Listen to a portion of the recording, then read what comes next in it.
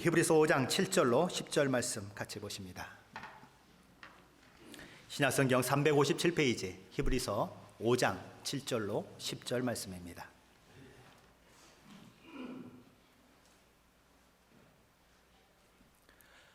히브리서 5장 7절로 10절 말씀 같이 봉독합니다. 그는 육체에 계실 때에 자기를 죽음에서 능히 구원하실 이에게 심한 통곡과 눈물로 간구와 소원을 흘렸고 그의 경건하심으로 말미암아 들으심을 얻었느니라.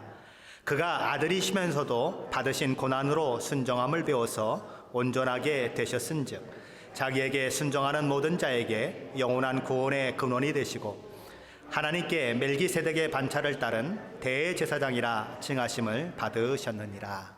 아멘. 유대교를 지탱하는 두 기둥을 들라면 율법과 제사 제도를 이야기할 수 있을 것입니다. 그 중에서도 제사 제도야말로 유대교에 있어서 하나님 앞에 나아가 자신들의 죄를 용서받는 유일한 방법으로 허락하신 것이기 때문에 유대교에 있어서 가장 중요한 것 중에 중요한 것은 바로 제사 제도라고 할 수 있는 것입니다.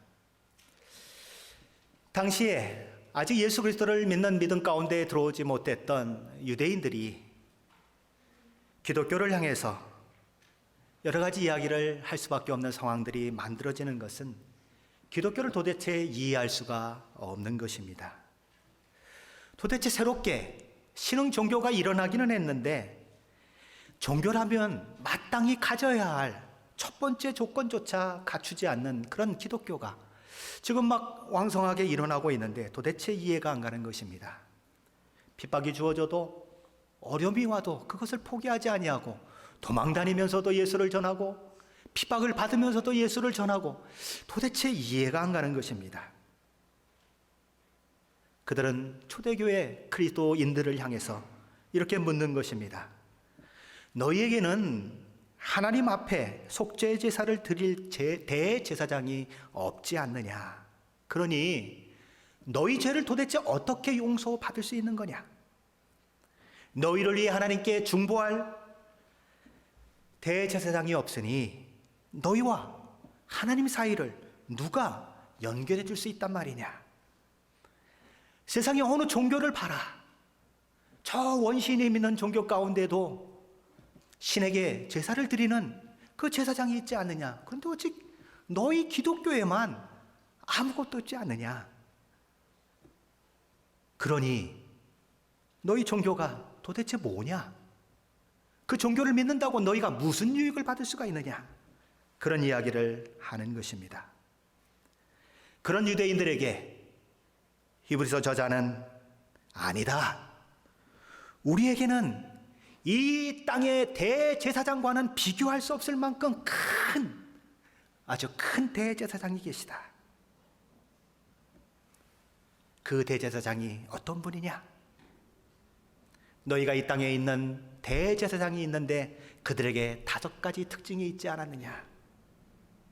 그 5가지 특징을 하나하나 열거해 가면서 자연스럽게 이 땅의 대제사장에게 초점이 모여졌던 그 초점을 우리 주 예수 그리스도께로 옮겨가고 있는 것이 바로 오늘 히브리서인 것입니다. 히브리서 저자는 이 땅에 세워진 대제사장을 5가지 특징으로 이야기를 했습니다. 첫째는 대제사장이 사람을 대표하는 그런 인물이 되어야 되기 때문에 반드시 사람 가운데서 택함을 받아야 된다. 그것이 대제사장이다. 두 번째는 그는 사람들 가운데서 택함을 받아서 사람을 대표해서 하나님께 나아가는 사람이지만 그렇다고 해서 사람을 위해서만 일하는 사람이 아니고 하나님께 속한 일을 감당하기 위해서 그렇게 세워진 자다. 세 번째는 대제사장이 하는 역할이 무엇이냐? 인간의 죄와 허물을 하나님 앞에 사함받기 위해서 예물과 속죄하는 제사를 가지고 나아가는 사람이 대제사장이다. 네 번째 대제사장이 가진 특징이 뭐냐? 대제사장은 늘 자신도 인간이고 죄인이라고 하는 것을 아는 사람이었다.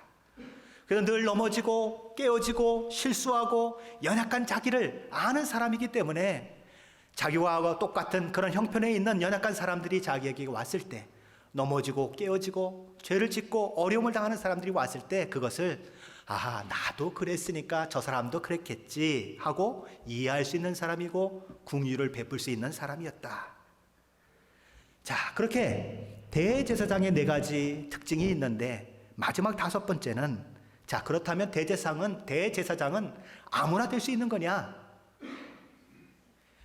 우리가 이렇게 그냥 공동체로 모여가지고 야, 우리 투표하자, 대통령을 뽑듯이 오늘 대제사장은 누가 되는지 한번 투표하자 해서 뽑으면 대제사장이 되는 것이냐?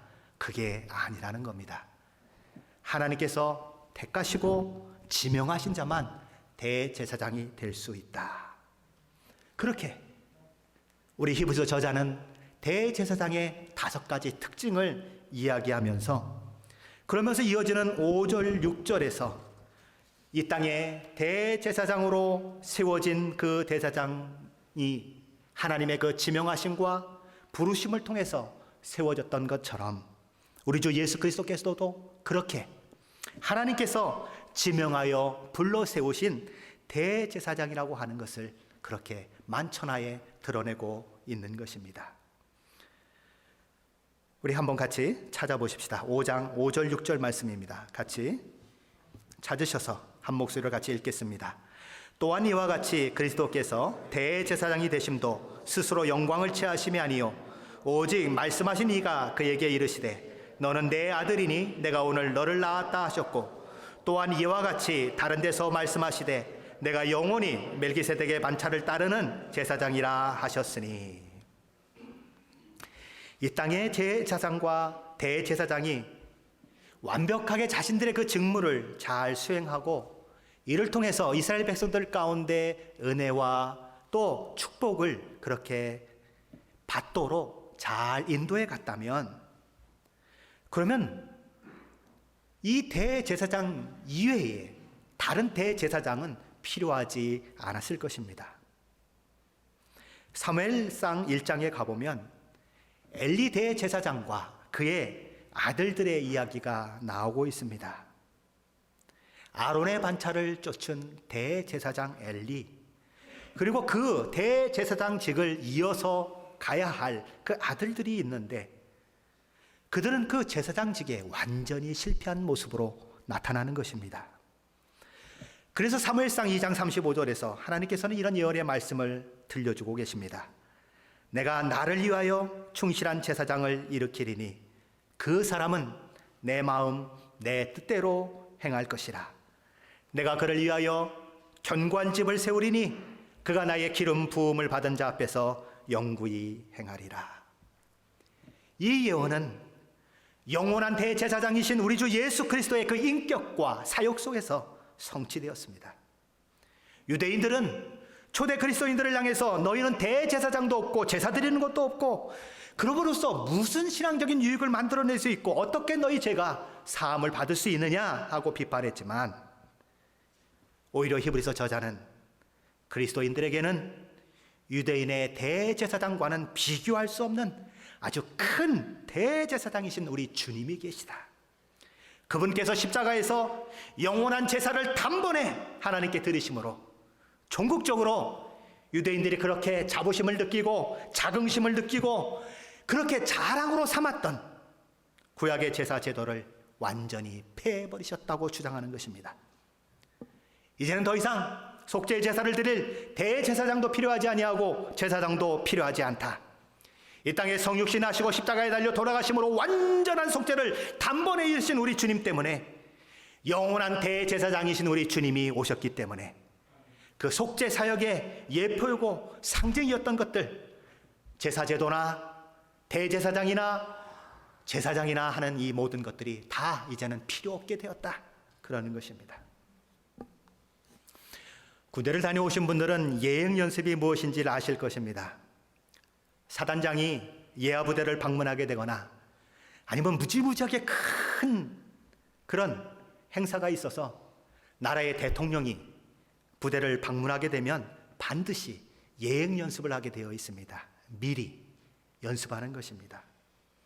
예를 들어서 사단장이 그 부대를 방문한다고 해보십시다. 그러면 실제 상황과 똑같이 모든 병사들과 장교들이 연병장에 줄을 맞추어서 총을 가지고 서 있는 것입니다. 도열해 있는 것이지요. 그러면 한 군용 집차가 한 사람을 딱 태우고 그 앞을 싹 지나갑니다. 아주 천천히 속도로 지나갑니다. 그러면 사단장께 대하여 받들어 청! 그럽니다. 그러면 충성! 하고 그렇게 하는 겁니다. 조금이라도 틀리면 다시 하고 또 다시 하고, 조금이라도 함성이 적으면 또 다시 하고 또 다시 하고 예행 연습을 반복합니다. 그렇게 완벽하게 예행 연습을 하고 나면 실제 사단장이 방문했을 때 실수하지 않는 것입니다. 다음 날 사단장이 방문하게 됩니다. 그 부대를 찾아옵니다. 그러면 예행 연습 때 집차에 타서 사단장 역할을 했던 사람은 역할이 필요할까요? 필요가 없을까요? 물어보나만 합니다. 필요가 없는 것입니다. 이제는 진짜 사단장이 그 집차에 타는 것입니다. 예행 연습이 아니라 실전이 되는 것이죠. 예행 연습을 위해서 집차에 탔던 그 인물은 집차에 올라서 대리적인 역할을 감당한 것입니다. 사단장 역할을 한 것이지 사단장이 아닌 것입니다. 그런데 그가 사단장이 왔는데도 불구하고 어저께 내가 사단장 그 집차에 타지 않았냐? 사단장 당신 비키시오. 내가 올라갈 테니. 그러면 어떻게 되겠습니까? 영창 가는 겁니다. 네, 감옥에 가는 거예요. 어딜 감히 사단장이 왔는데 자기가 예행 연습 때 사단장 역할을 했다고 감히 사단장을 밀어낼 수가 있겠습니까? 근데 오늘 누가 그럽니까? 이 유대인들이 그러는 겁니다. 실제이신 예수님이 오셨으면 제사도 폐하고 제사장도 대제사장도 다 필요 없는데 여전히 필요하다고 하는 겁니다. 그 얘기는 무엇입니까? 예수 그리스도를 인정하지 않는 것입니다. 예수 그리스도의 십자가를 통해서 우리의 모든 죄와 허물이 용서받았다고 하는 것, 우리는 그거 믿지 못합니다. 우리는 우리 식대로 하겠습니다. 우리는 여전히 양을 드리고 염소를 드리고 소를 드리고 그렇게 하겠다고 이야기하는 것입니다. 그러면 결국 그것은 무엇입니까? 하나님을 대적하는 것이고 하나님이 구원의 방법으로 우리에게 허락하신 예수 그리스도를 부정하는 것이 되는 것입니다. 그것은 하나님 앞에 큰 죄인 것입니다. 그 이야기를 하기 위해서 이 히브리서 저자는 아주 긴 분량을 제사제도, 대제사장, 제사장 그것을 계속 얘기하고 있는 겁니다. 그래서 여러분들이 성경을 일독하다 보면 어려운 성경 중에 하나가 어디예요? 이 히브리서입니다. 읽어도 도대체 이해가 안 되고 어려워요. 왜요?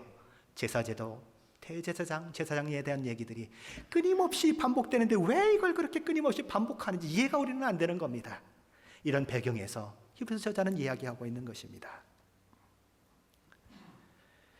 큰 대제사장이신 예수 그리스도, 그분에 대해서 쭉 이야기하면서 그분이 이 땅에 오셔서 어떻게 이 땅의 삶을 사셨는가, 그것이 오늘 저희들이 읽었던 본문 7절 말씀이죠. 우리 다시 한번 읽어보시겠습니다. 7절입니다. 그는 육체에 계실 때에 자기를 죽음에서 능히 구원하실 이에게 심한 통곡과 눈물로 간구와 소원을 올렸고 그의 경건하심으로 말미암아 들으심을 얻었느니라. 아멘. 이 말씀은 이런 의미입니다. 히브리서 저자는 2절 말씀에서 그가 무식하고 미혹한 자를 능히 용납할 수 있는 것은 자기도 연약에 휩싸여 있음이라 라고 함으로써 아론과 같은 대제사장 자신이 연약한 그 중에 있으므로, 성경의 표현대로 연약에 휩싸여 있으므로 자기가 대표하는 사람들을 불쌍히 여기기에 합당하다고 하는 것을 이야기했었습니다.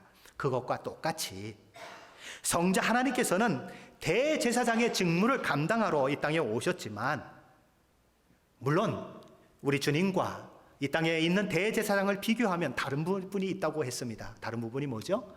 우리 주님은 죄가 없으신 분이다 하는 것을 지난주에 말씀을 드렸습니다.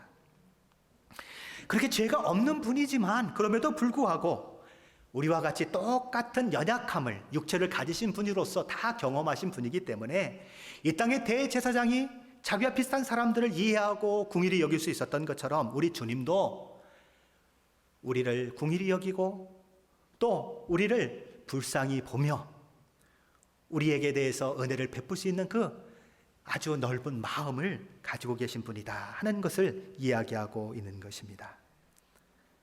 그것을 증명하는 말씀이 이 말씀인 거죠. 심한 통곡과 눈물. 심한 통곡과 눈물로 간구와 소원을 올렸다. 언제 그랬느냐? 어떤 분들은 겟세마네 동산에서 우리 주님이 기도하실 때 그랬다고 이야기하는 분들이 있습니다. 물론 그것도 포함됩니다. 육체에 계실 때 그러셨습니다. 언제 육체에 계셨습니까? 마국간에서 태어나실 때부터 십자가에 돌아가시고 무덤에 묻히실 때까지가 우리 인간과 똑같은 몸을 가지고 있는 육체 때입니다. 육체로 계실 때인 것입니다. 그럴 때 그 낮아지심의 그 기간에 우리 주님은 심한 통곡과 눈물로 간구와 소원을 올렸다는 것입니다. 우리와 똑같은 육체를 가지고 계신 분으로서 우리 주님은 늘 그렇게 하나님 앞에서 우리가 당하는 모든 고통, 고난, 슬픔, 어려움을 다 겪는 자로 살으셨다는 것이지요. 우리 주님은 그래서 이 땅에 계시는 동안 늘 자기 자신을 가르치시면서 이렇게 얘기했습니다. 인자가 들려야 하리니 인자의 말을 들어라. 뭐 이런 말씀을 하셨습니다. 인자라는 게 무엇입니까? 사람 인자, 아들 자자입니다. 사람의 아들이라는 것이죠. 자신이 인간들과 동일한 육체를 가진 사람이라고 하는 것을 늘 우리 주님은 강조하셨습니다. 그러기에 우리 주님은 굶주림도 느끼셨고 목마름도 느끼셨고 힘든 것과 수고, 땀도 흘려야 됐고 눈물도 흘려야 됐고 채찍에 맞으면 아파야 했고 피를 흘려야 했고 고통 속에 상처를 쓰다듬어야 하고 그 상처 때문에 아픔을 느끼고 죽음 그것까지도 다 우리 인간처럼 예외됨이 없이 경험하시는 것입니다. 우리와 동일한 육체를 가지시고 이 땅의 삶을 사셨다는 사실이 그런 육체에 계실 때 자기를 죽음에서 능히 구원하실 이에게 심한 통곡과 눈물로 간구와 소원을 올렸다고 하는 이 표현 속에 있는 것입니다. 여기 심한 통곡과 눈물로 간구와 소원을 올렸고라고 하는 표현에서 올렸고라고 하는 말은 누구를 향하여 드리다라고 하는 말입니다. 그러니까 소원을 올렸다고 하는 말은 소원을 드렸다는 말인 것입니다. 여기서 이 소원이라고 하는 이 헬라어는 오직 성경에 여기만 있습니다. 다른 성경에는 전혀 없는 말입니다. 이 소원이라고 하는 말은 고대에 평화를 간청하는 자들이 자신의 그 평화를 받아들이거나 거부할 권한을 가지고 있는, 쉽게 말하면 전쟁에서 이긴 그런 왕이나 이런 사람들 앞에 나아갈 때에 감람나무로 월계관을 만들어 가져갈 때에 그것을 바치게 되는데 그것을 가리켜서 이 소원이라고 하는 단어를 사용했다고 합니다. 그것이 소원을 올렸다는 거죠. 우리에게 평화를 허락해 주십시오. 우리를 받아주시고 우리로 평안히 살게 해주십시오 하는 그런 의미로서 감람나무로 월계관을 만들어서 드렸을 때 그것을 소원이다 이 하는 말이 이 헬라어의 그 단어라고 하는 것이죠. 그렇게 소원을 드렸다는 것입니다. 소원을 드렸다. 히브리서 8장 3절에 보면 이런 말씀이 있습니다. 대제사장마다 예물과 제사드림을 위하여 세운 자니 그러므로 그도 무엇인가 드릴 것이 있어야 할지니라. 여기 드릴 것 할 때 이 드림이 오늘 소원을 올렸고 했을 때 이 올렸고와 똑같은 헬라어를 사용하고 있는 것입니다. 히브리서 9장 7절에도 이런 말씀이 있습니다. 오직 둘째 장막은 대제사장이 홀로 1년에 한 번 들어가되 자기와 백성의 허물을 위하여 드리는 피 없이는 아니하니라. 여기 허물을 위하여 드리는 했을 때의 드리는도 아까 소원을 올리고 했을 때 그 올리고와 똑같은 단어인 것입니다. 히브리서에는 이렇게 이 올리고라고 하는 단어에 사용됐던 프로스페로라고 하는 이 단어를 16번 사용하고 있습니다. 그런데 이 단어들이 다 언제 사용되느냐 하면 아무 때나 사용되는 것이 아니고 꼭 제사와 관계되는 일, 제사장이나 대제사장과 관계되는 일을 묘사할 때만 이 드림이라고 하는 것이 사용되고 있다는 것입니다. 간구와 소원을 드렸다. 누가 간구와 소원을 드리게 될까요? 어떤 사람이 간구와 소원을 드릴까요? 약한 사람이 드리는 건 아니겠습니까? 하나님이 간구와 소원을 할 필요가 있을까요? 하나님은 없으시지요. 영으로 존재하고 있는 천사가 간구와 소원을 드릴 필요가 있을까요? 아무것도 필요한 게 없는데 간구할 게 없는 것입니다. 간구와 소원을 드렸다고 하는 이 말 자체가 우리 주님께서 얼마나 연약한 존재로서 인간의 몸을 가지고 이 땅에 계셨는지를 그렇게 우리에게 보여주는 표현인 것입니다. 심한 통곡과 눈물로 간구와 소원을 드린 분이다. 심한 통곡과 눈물을 흘리신 분이다. 우리 주님의 온 생애가 그랬고, 특별히 겟세마네에서 십자가를 앞두고 드리신 기도가 그러했습니다. 우리 주님은 제자들에게 내 마음이 심히 고민하여 죽게 되었다 말씀하시고, 나를 위해서 기도해줘 그러시면서 하나님 앞에 기도하러 가셨습니다. 만일 아버지의 뜻이여든 이 잔을 내게서 옮기시옵소서. 얼마나 애타게 심한 통곡과 눈물의 기도를 드렸는지. 누가는 누가복음에서 힘쓰고 애써 더욱 간절히 기도하시니 땀이 땅에 떨어져 핏방울같이 되더라 라고 기록했습니다. 후대 의사들은 모세혈관이 터지면 그런 일이 일어난다고 합니다. 고민과 슬픔과 고통이 너무너무 커서 모세혈관이 터져버리면 땀 속에 피가 섞여 나온다는 것입니다.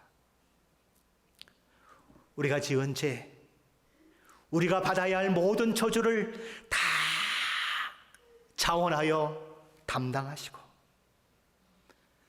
그것을 십자가에서 다 지시고 죽으시려고 하는 우리 주님의 통곡이요 눈물인 것입니다. 우리 주님은 십자가에 달려 돌아가시며 이렇게 부르짖습니다. 엘리 엘리 라마 사박다니, 나의 하나님 어찌하여 나를 버리시나이까. 자신의 몸을 친히 속죄의 제물로 하나님께 드리며 심한 통곡과 눈물의 기도를 드리셨습니다. 메시아의 시편이라고 일컬어지는 시편 23편, 22편, 14절, 15절 말씀을 보면 그때에 우리 주님의 고통이 얼마나 심했는지 이렇게 적고 있습니다. 나는 물같이 쏟아졌으며 내 모든 뼈는 어그러졌으며 내 마음은 밀랍 같아서 내 속에서 녹았으며 내 힘이 말라 질그릇 조각 같고 내 혀가 입천장에 붙었나이다. 주께서 또 나를 죽음의 진토 속에 두셨나이다. 우리 주님이 십자가에서 달리신 고통이 바로 이런 고통인 것입니다. 그런데 우리가 믿는다고 하면서 죄가 얼마나 무서운가를 알지 못하고 그 죄에 대한 아무런 감각도 없이 우리의 마음이 예수를 믿는다고 하면서도 여전히 죄 가운데, 여전히 불신앙 가운데 태만한 모습을 우리가 가지고 있다면 그것은 심한 통곡과 눈물로 하나님 앞에 간구했던 우리 주님의 그 구원을 모르는 사실을, 모른다고 하는 것을 보여주는 증거일 것입니다.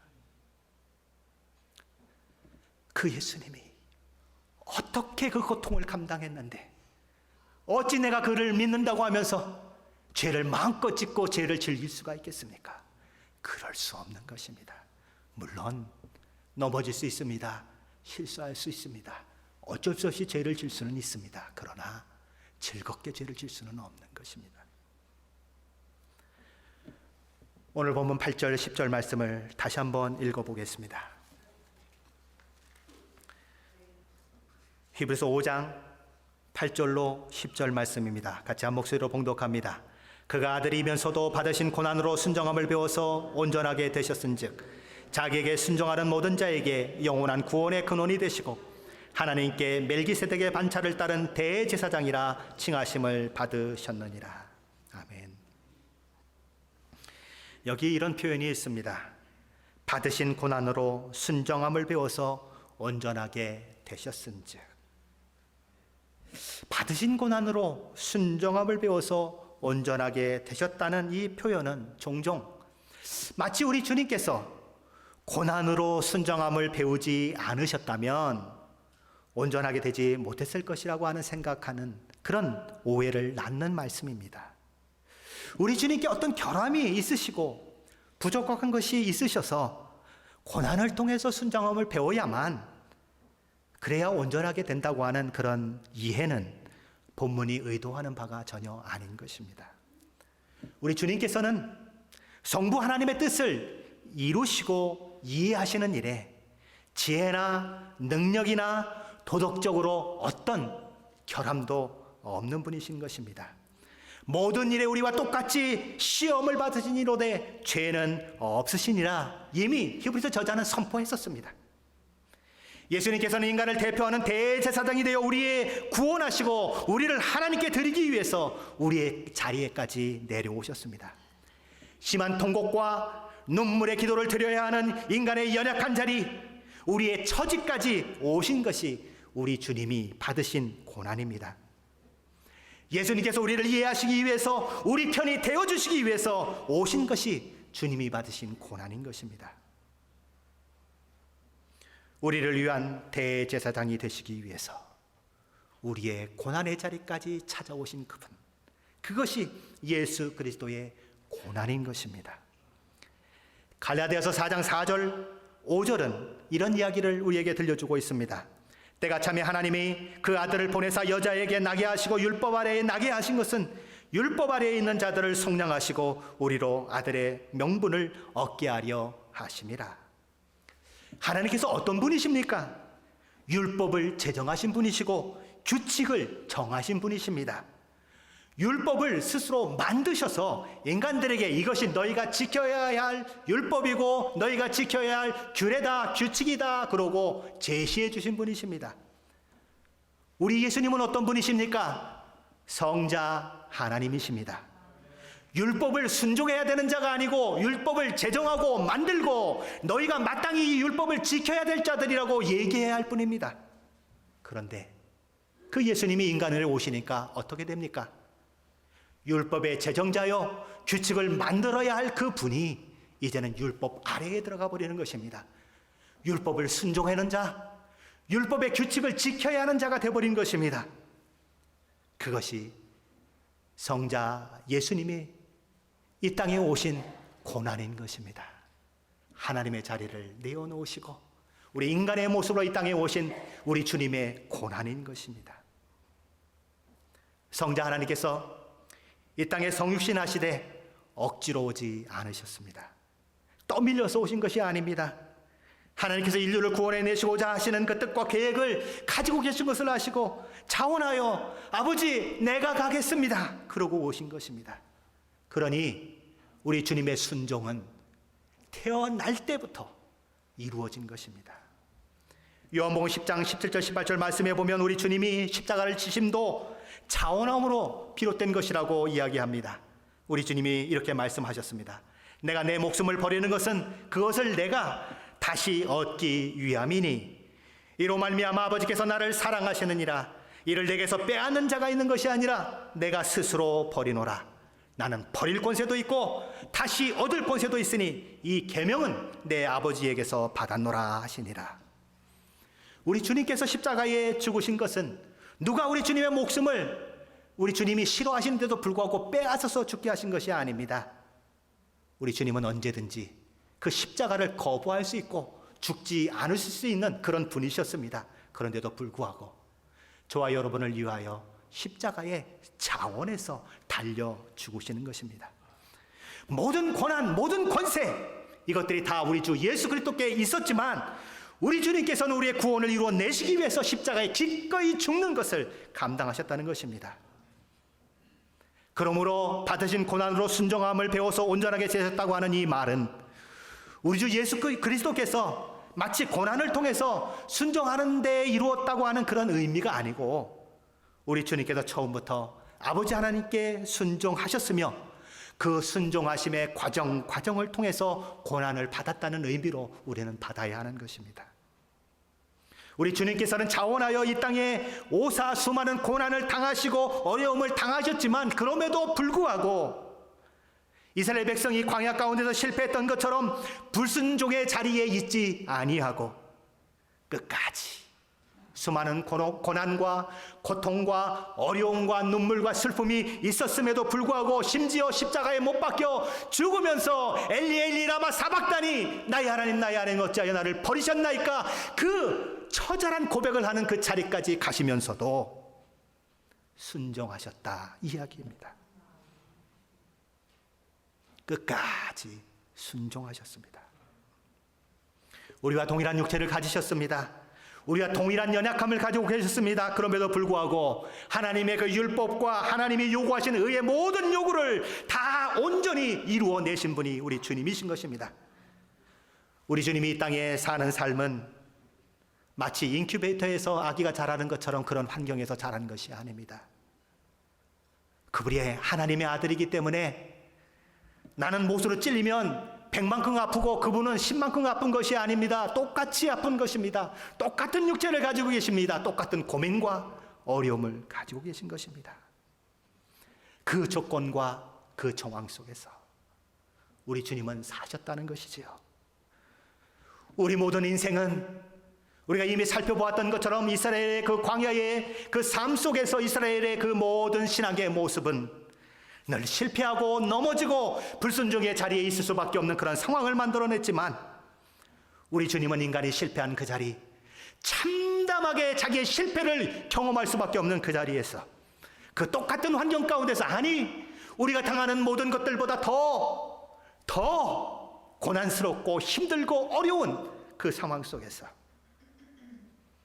그 위치에서 우리 주님은 순종의 삶을 사셨고 우리 주님은 하나님의 뜻을 이루는 삶을 사셨다는 것이지요. 이스라엘 백성들이 광야의 길을 걷는 것은 어떤 의미를 가지고 있습니까? 약속의 땅 가나안을 앞두고 그 광야는 시험하는 장소요 그들의 믿음을 세우는 장소입니다. 우리는 어떻습니까? 우리는 아직 하늘나라에 이루지 못했습니다. 천국에 이루지 못했습니다. 우리도 오늘 이 땅을 살아가면서 이스라엘 백성들이 광야의 삶을 산 것처럼 광야의 삶을 살고 있습니다. 이 인생에 우리의 이 광야 같은 삶이 무엇을 하나님이 원하시는 삶의 자리입니까? 우리를 시험하시는 자리입니다. 우리가 정말 예수 그리스도를 주라 고백하며 나의 주여 나의 하나님이시다는 이 고백을 가지고 살고 있는지 아니면 그냥 입술로만 내가 주님을 믿습니다 고백하며 구원받았다고 착각하고 살고는 있지 않는지 시험하는 기간인 것입니다. 또 어떤 시험의 기간입니까? 저와 여러분을 하나님이 원하시는 하나님의 사람으로 만들어내는 그 시험의 기간인 것입니다. 이스라엘 백성들이 광야에서 어려움을 당했던 것처럼 우리 주님도 공적 생애를 시작하실 때에 광야에 내몰려서 40일 동안 금식하며 시험을 받으셨습니다. 40일, 40. 이 40이라고 하는 숫자는 늘 고난의 숫자요 시험의 숫자입니다. 이스라엘이 광야 생활을 한 것도 40년이지요. 이스라엘 백성들은 그 광야에서 하늘에서 내려주시는 만나를 먹으면서도 이렇게 고백했습니다. 우리가 애굽에 있을 때에는 값없이 생선과 오이와 참외와 부추와 파와 마늘을 먹은 것이 생각나거늘 이제는 우리의 기력이 다 하여져서 도대체 이 만나 외에는 먹을 것이 없으니 우리는 어떻게 살까? 그러면서 하나님을 원망하고 모세를 원망합니다.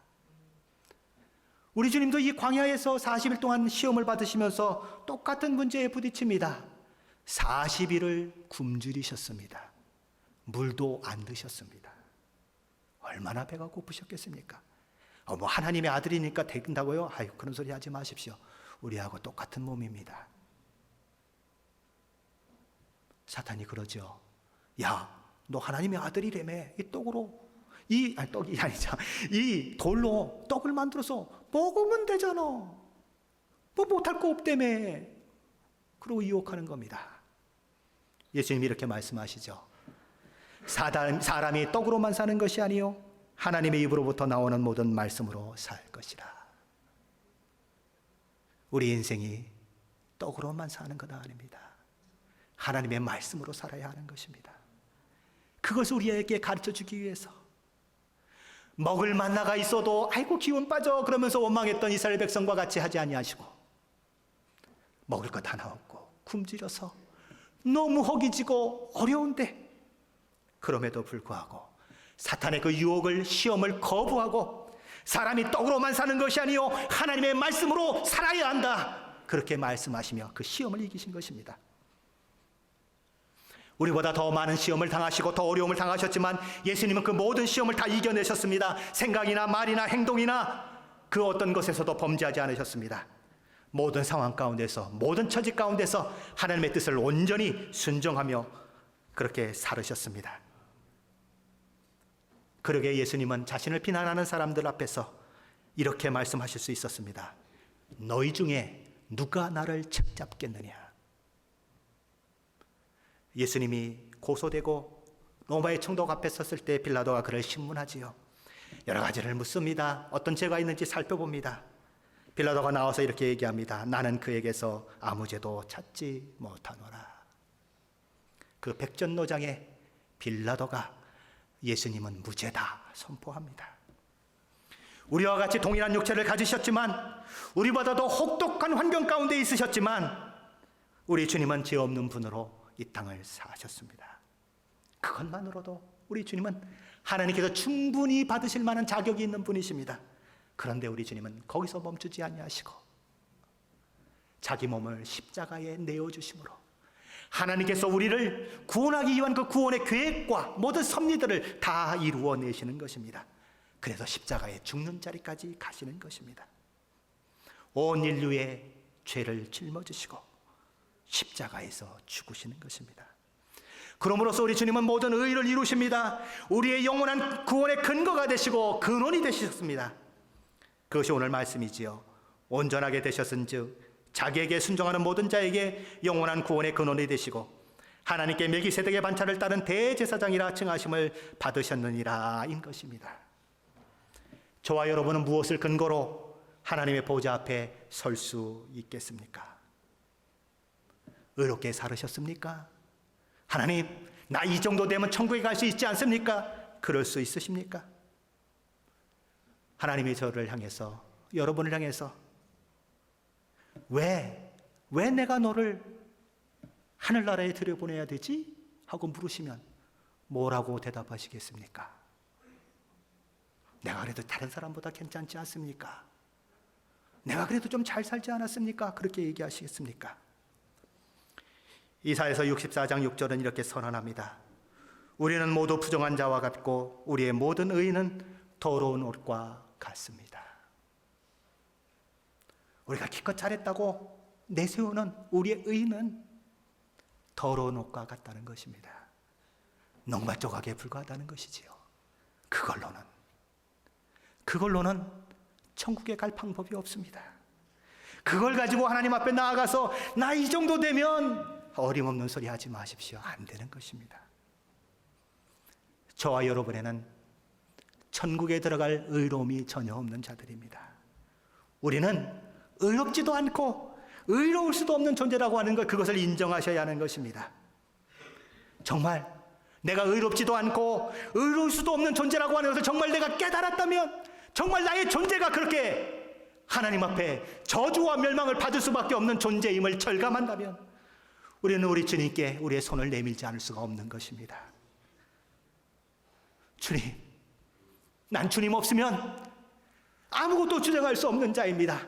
나는 주님의 십자가가 없으면 나는 아무것도 나의 의를 주장할 수 없는 자입니다. 하나님, 나를 받아주십시오.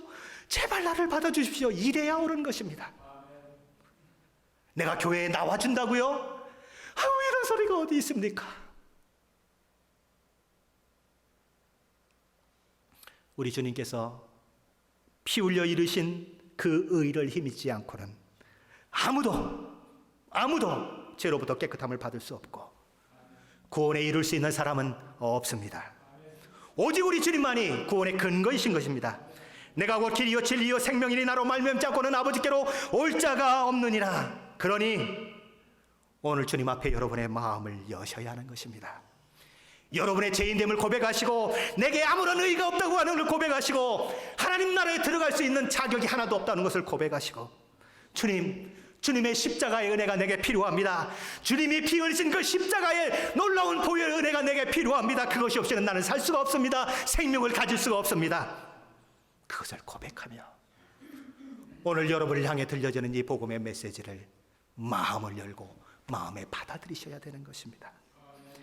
영접하는 자 곧 그 이름을 믿는 자들에게는 하나님의 자녀가 되는 권세는 그렇게 주어지는 것입니다. 언제까지 저의 여러분의 귀에 이 복음이 들려질 거로 생각하지 마십시오. 오늘 가다가 죽으면 끝입니다. 더 이상 들려지지 않습니다. 하나님이 주실 때에, 하나님이 말씀하실 때에 마음을 여시고 예수 그리스도를 받아들이십시오. 여러분이 지나온 인생을 한번 살펴보십시오. 언제 나이가 벌써 80이 되셨습니까? 언제 나이가 벌써 70이 넘으셨습니까? 총알처럼 가지 않습니까? 날아가지 않습니까? 그렇게 세월이 짧은데 요 기간에 하나님이 주신 말씀에 귀 기울이시고 마음을 여시고 예수 그리스도의 부르심 앞에 나아오셔서 하나님의 자녀요, 하나님의 놀라운 은혜를 받아 누린 자로서 그 행복한 삶과 그 은혜를 늘 삶 가운데 경험하며 살아가시는 우리 모두가 되시기를 예수 그리스도 이름으로 간절히 축원합니다. 기도하시겠습니다.